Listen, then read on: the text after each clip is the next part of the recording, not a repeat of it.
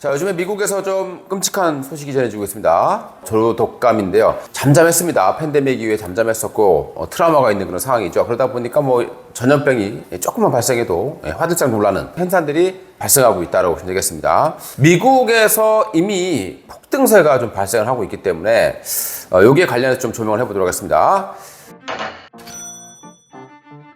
조류독감은 이제 과거에 우리 스페인에서 수천만 명을 사망시킨 독감의 원인이다, 이렇게 추정이 되고 있는 상황이 되겠죠. 예전에 우리 영화를 보시게 되면 이제 감기란 영화가 있었는데, 이 감기란 영화가 아시다시피 바로 이 조류 독감을 소재로 했던 그런 영화라고 보시면 되겠습니다. 포유류에게는 원래 좀 감염되기 어렵다라고 알려졌습니다. 근데 최근 들어서 이제 감염 속도가 좀 빨라지고 있고, 또 감염 사례도 많아지고 있는 그런 모습입니다. 인간에게 감염되기는 굉장히 어렵습니다. 이 수용체 자체가 다르기 때문에 인간에게는 사실상 굉장히 좀 어려운 그런 질병이 되겠습니다만은 한번 옮으면 치사율이 굉장히 높다라고 알려지고 있죠. 조류독감은 처음에 나왔을 때는 치사율이 80% 이렇게 나왔었단 말이죠. 근데 지금은 치사율이 30%에서 최대한 60% 정도까지 추적되고 있는 상황이 되겠죠.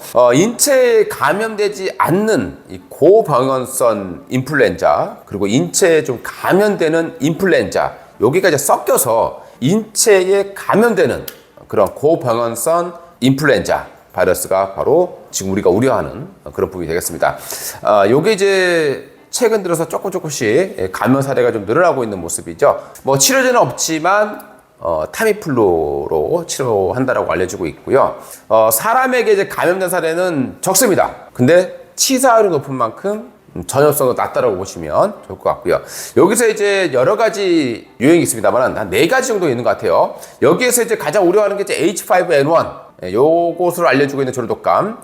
요게 이제 치사율이 한 50% 정도 알려지고 있는 상황입니다. 2021년도에 72명 정도가 감염됐다고 합니다. 그 중에서 14명 정도가 사망한 것으로 알려지고 있죠.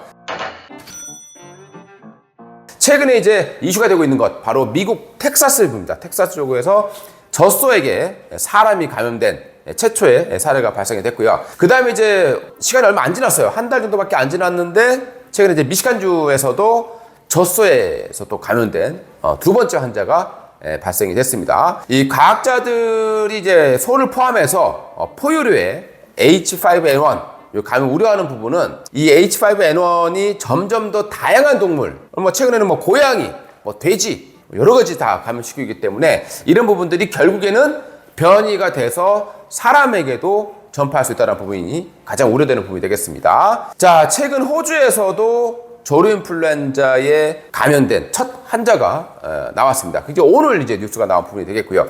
너무 최근 들어서 갑작스럽게 좀 빠르게 이런 환자가 좀 나타나고 있다는 부분들 좀 체크를 해봐야 될 것 같습니다. 다행히도 최근에 발생했던 이 환자들이 치사율이 높다고 하지만 가벼운 증상으로 회복하고 귀가했다라는 얘기도 있습니다. 그리고 아직까지 사람 간 전염은 없다라는 부분들 그나마 다행스럽게 보시면 되겠고요. 자, 그런데 미국에서는 이미 이런 조류독감 관련되어 있는 이 백신 회사들이 주가가 폭등하고 있는 그런 모습들을 보여주고 있는 거죠.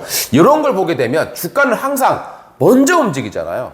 이게 먼저 급등하고 있다는 부분이 좀 우려스럽다라고 판단이 됩니다. 자, 우리나라 조류독감 관련주는 어떨까 한번 봤더니 처음에는 테마주가 움직여요. 그러다 보니까 좀 바닥권에 있었던 테마주들, 대성미생물이라던가 이글벳, 중앙백신, 그리고 진바이오텍, 진원생명과학, 체시스, 이런 종목이 대표적인 조류독감 테마주로 분류되는 기업들이에요. 그러니까 아무래도 테마주들 같은 경우에는 시가총액이 작고 거래량이 적기 때문에 주가 급변동이 클 수밖에 없는 상황이 되는 거죠. 최근 들어서 주가 흐름들을 보니까 전반적으로 뭔가 움직임이 조금씩 진행되고 있는 그런 모습들을 보여주고 있습니다. 자, 제가 한번 뉴스를 볼게요. 호주에서 조류인플루엔자 첫 인체 감염 발생, 그리고 조류독감 팬데믹 오나 사람 감염의 백신주 급등, 그리고 젖소 우유 통에서도 조류독감이 옮겨졌다. 그리고 예전에 고양이가 또 떼죽음을 당했다라는 뉴스도 있었고요. 그리고 WHO에서 사람에 옮기는 조류독감 철새 통해서 국가 간으로 전파될 수도 있다라는 우려감을 발표를 했습니다. 자, 이러다 보니까 미국에서요, 모더나 주가가 폭등을 하고 있죠. 최근에 모더나 같은 경우는 H5N1을 포함해서 H5 유행의 바이러스를 표적하는 mRNA 백신, 여기에 대해서 임상 단계를 하고 있고 미국 정부의 공급을 논의하고 있다라는 소식이 전해지면서 주가가 최근 들어서 굉장히 가파르게 올라가고 있는 그런 모습들을 보여주고 있고요. 그 외에 이제 바이온테크라든가 바닥에 있는 화이자라든가 이런 종목들 주가도 좀 최근에 좀 급등하는 그런 모습들을 보이겠죠. 가장 많이 오른 종목은 단연 모더나입니다. 최근 하루 동안에만도 15% 올랐습니다만은 한 달 정도 사이에 한 50% 가까운 주가 상승이 발생을 하고 있고요. 우리나라에서도 ST팜이라는 기업이 있어요. ST팜이 바로 mRNA 백신의 원료를 공급하는 업체가 되겠죠.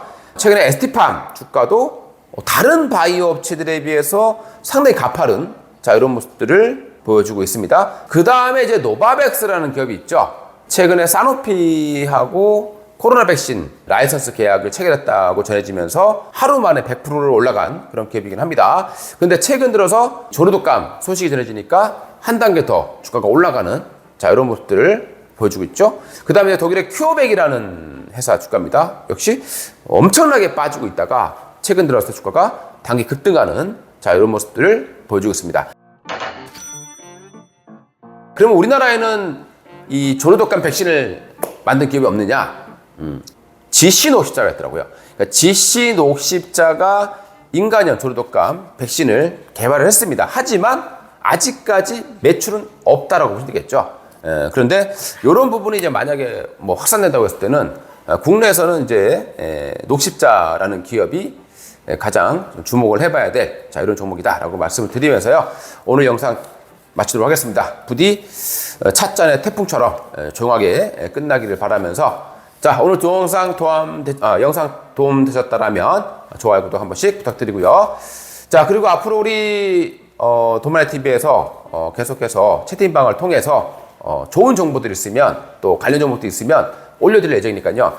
아직도 우리 카카오톡 채팅방에 들어오지 않으신 분들은 이 영상 요 밑에 보시면 QR코드가 하나 있을 거예요. 이 QR코드를 찍으셔서 채팅방 들어오시게 되면 정말 수많은 종목들 그리고 경제에 대한 뉴스들 끊임없이 올려드리도록 하겠습니다. 이상 한동훈 대표였습니다. 감사합니다.